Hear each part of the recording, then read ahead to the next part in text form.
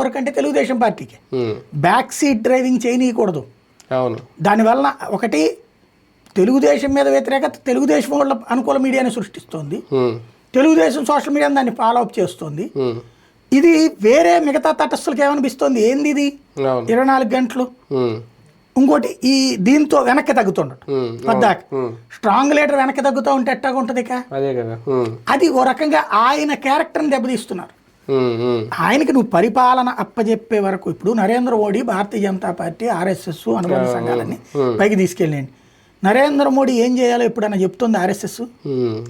లేకపోతే వాళ్ళ social media ఏమైనా చెప్తుందా? ఆయన ఏం చేస్తున్నాడు అది ప్రమోట్ చేస్తారు, ఒక రకాల పనాలు చేసుకుపోతా ఉంటారు అంతే. మా పని ఏంటి ఆ రోజు నిన్ను అధికారంలో తేవడం అంతే. మిగతాది ఏంటి, నువ్వేదైనా మంచి చేస్తే చెప్తాం, చేయకపోతే సైలెంట్ అంతే. అంతకు మించి వాళ్ళు మోడీ ఎట్టెందుకు పరిపాలించడు, అట్టెందుకు పరిపాలించాలి. కొంతమంది ఉంటారు కట్టర్ హిందూస్ అంటారు.